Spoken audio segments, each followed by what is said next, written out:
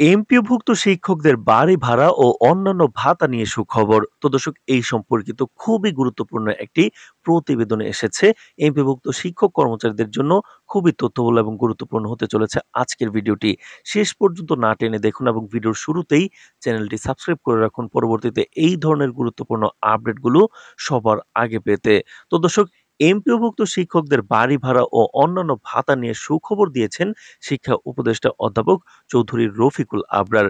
শিক্ষকদের দাবির প্রেক্ষিতে ২-১ দিনের মধ্যে মন্ত্রণালয়ে এই বিষয়ে প্রস্তাবনা পাঠাতে বলা হয়েছে।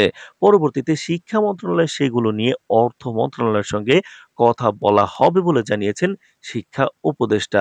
তো দর্শক, গত বুধবার বিকেলে শিক্ষা উপদেষ্টার সঙ্গে বৈঠক শেষে জাতীয়করণ প্রত্যাশী শিক্ষকদের প্রতিনিধি দল ব্রিফিংয়ে এ তথ্য জানিয়েছেন। বৈঠকে সরকার বাড়ি ভাড়া ৳১,০০০ বাড়াতে চেয়েছে, কিন্তু শিক্ষকরা বলেছেন ২০% হলেও বাড়াতে হবে বলে দাবি তোলেন। শিক্ষকরা শতাংশ হারে বাড়াতে হবে বলে তারা দাবি তুলেছেন।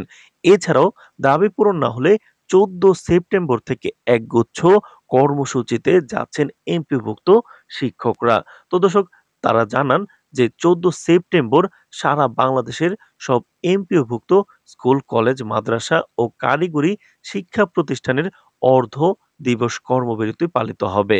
আর ১৫ এবং ১৬ সেপ্টেম্বর সারা বাংলাদেশের সব এমপিওভুক্ত স্কুল, কলেজ, মাদ্রাসা ও কারিগরি শিক্ষা প্রতিষ্ঠানের পূর্ণ দিবস কর্মবিরতি পালিত হবে। কর্মবিরতির ব্যাপারে জনমত গঠনের লক্ষ্যে বিভাগীয় শহরগুলোতে বিভাগীয় সম্মেলন অনুষ্ঠিত হবে। ১২ অক্টোবর থেকে জাতীয় প্রেস ক্লাবের সামনে দাবি আদায় না হওয়া পর্যন্ত লাগাতার অবস্থান কর্মসূচি পালিত হবে। তো দর্শক, এর আগে জাতীয়করণ প্রত্যাশীদের সঙ্গে শিক্ষা উপদেষ্টা অধ্যাপক চৌধুরী রফিকুল আবরার এবং উপসচিব এমজেড মোরশেদ বৈঠকে বসেন। তো দর্শক, ভিডিওটির এই পর্যায়ে এসে এখন পর্যন্ত যারা চ্যানেলটি সাবস্ক্রাইব করেননি অবশ্যই সাবস্ক্রাইব করে রাখুন পরবর্তীতে এমপিওভুক্ত শিক্ষক কর্মচারীদের বেতন ভাতা বৃদ্ধির সকল আপডেট সবার আগে পেতে। তো দর্শক, বেসরকারি শিক্ষা প্রতিষ্ঠান জাতীয়করণ দাবিতে শিক্ষকদের ১০ সদস্যের প্রতিনিধি দল শিক্ষা মন্ত্রণালয়ে যান। প্রতিনিধি দলে ছিলেন অধ্যাপক মাইনুল আহমেদ সহ আরো অনেকেই।